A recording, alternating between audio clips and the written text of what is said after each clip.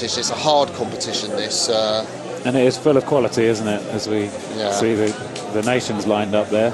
Well, it is. A lot of nations have put their quadruple sculls. The Italians put their scullers from the quad into the doubles. The French have done the same thing, so... And we can see the world record there from France, and we've actually got the world record double sitting in lane 6. The group that set that world record from France are going to be racing today. Well, here's the call over. Sam Stitt and Glenn Ockhall from the United States. Impressed in a tough field to get this far.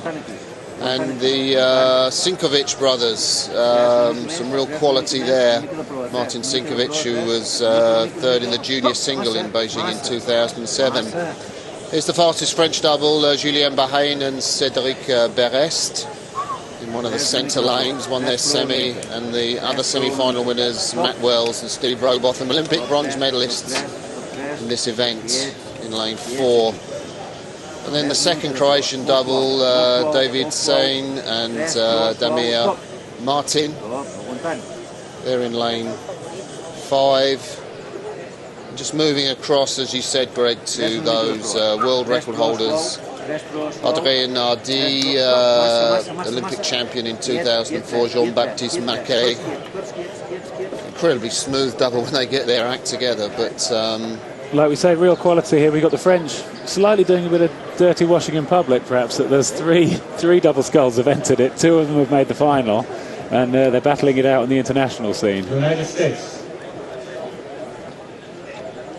Quite got the call over. I think, you can just see now there's the Cédric Berest, the stroke of the French double. We're looking at the blades of the British.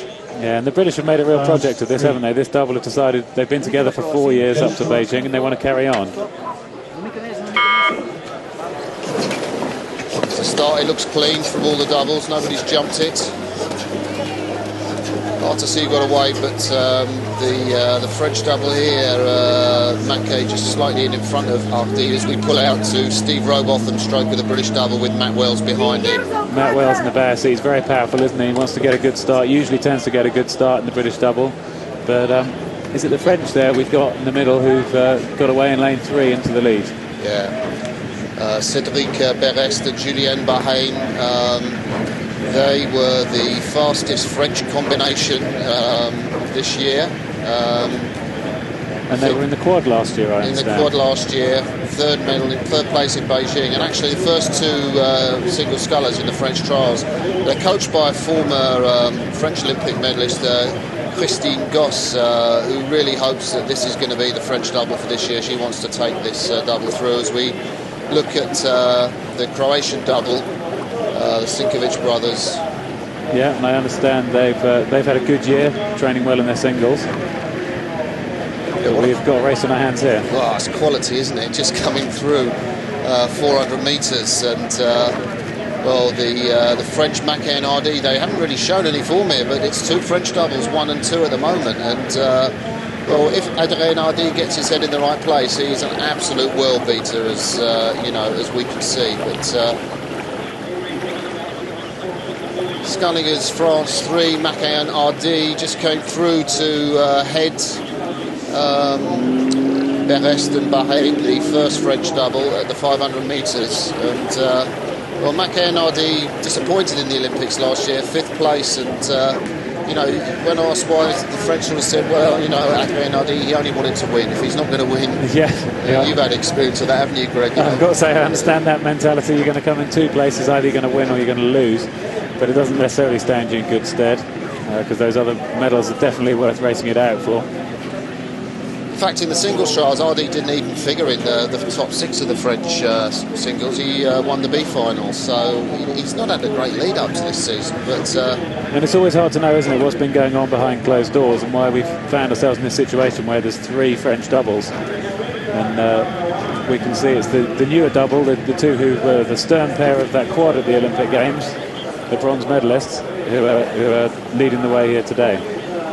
Yeah, Cédric Berest, I think, was the quickest single in the French trials, and we're looking at them in the Ampacker. They're chosen to ride in the yellow German boat as opposed to the Italian boat of their French opposition. But word about Robotham and Wells, I mean, they're just in there now, moved through quietly to 2nd place. I guess they won't want to let that French They won't let anyone slip, but they're sitting at 34.5 strokes per minute. They're, as we've said, an established combination. They've been doing this boat together for a long time, so they should be able to race different ways, and they should have a third 500 if they need it. Let's see if they can put it on here.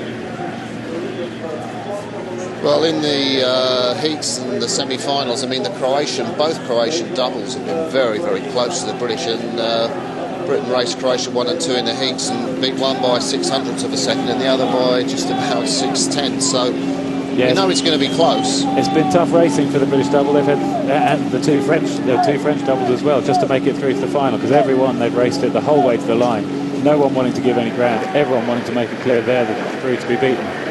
Look at that move now. It's interesting. You look at the British double there, just in second place. Matt Wells, the bowman in the front of the boat. He's a new father, just 3 weeks old. So it's been a whole different world for him as we look at Steve Robotham, the stroke man. But you know, they've had to contend with that with their training program. So you wonder how much sleep he's been getting and whether getting away to this regatta is really helping him. And they're pushing now as they hit a 12.50. Again, third 500. What a good place to make a move, Martin. Yeah, look at that move. And just see the Croatian double there. Just the look across from David Sane, the bow man in the Croatian boat. Big, strong Damir Martin in the stroke seat.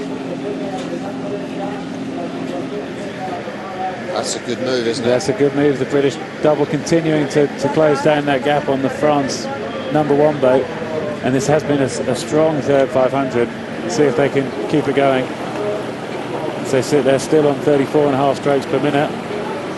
You know, I mean, they were really in that Olympic silver medal position, the British double, till the Estonians got through. And they're so experienced, I mean, in this boat.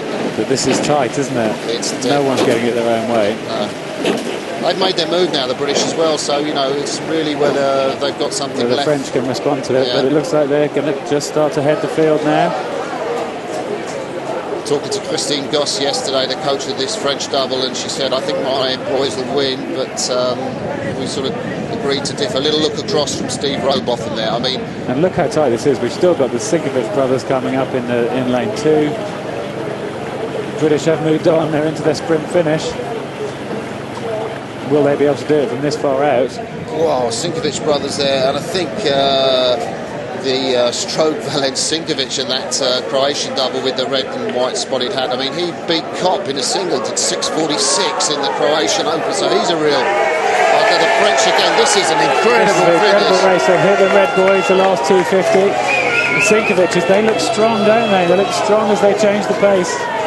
Up to 41 strokes per minute. I think Matt Wells went under 650 at the British trials. That is a great British have made a step on. Alan Campbell, the British singles, said he doesn't know any tougher man in British rowing than Stevie Robotham. Well, he showed it there. There's another move, Greg. Yeah, they're up to 40 strokes per minute, and they're responding to the pressure that's being put on, and as they sprint home in front of the big support here for the British team. I don't think it's over yet, though. Both Croatian and the French coming back. The British have made their move. Can they hang on? This is going all the way to the line. That is so close. What a race. What a race. That is a stunning race. Fantastic racing. And isn't it funny how time after time, we saw it in the semis, the British have come through just as they did in the semis, just as they did in the heat. Yeah. But it's such small margins. One for his baby, Matt Wells was really Stevie Robotham, big smile on his face. Absolutely quality racing. But you mean, you know... And we're not seeing any rapid turning the boat around here, are we? They've spent every ounce of energy they've got as we see them taking it by, well, it's by nothing. It's by a barrel ball, isn't it, from the French double there? Absolutely. Oh, now, you know, I mean, I think that is what you get from experience. I mean, they've been together in this combination, you know, they know each other, they know what they're capable of. There was no panic in there in the middle of the race. Yeah, absolutely. It's been a mission for them, hasn't it? For 4 years, they've come up through 5th in 2005, 4th in 2006, and then getting onto the medal rostrum, bronze medals 2007, 2008. And now let's see if they can keep it moving the right way. So that's just been confirmed for the big crowd here, the British supporters, that the Brits have won that by 0.05 of a second from France. And as we suspected, the established French double ended up dropping out of it and ending up in last place, despite all of that quality and form that we know they've got. So it just shows every stroke that matters from the very first, as we see here, the crew's getting away.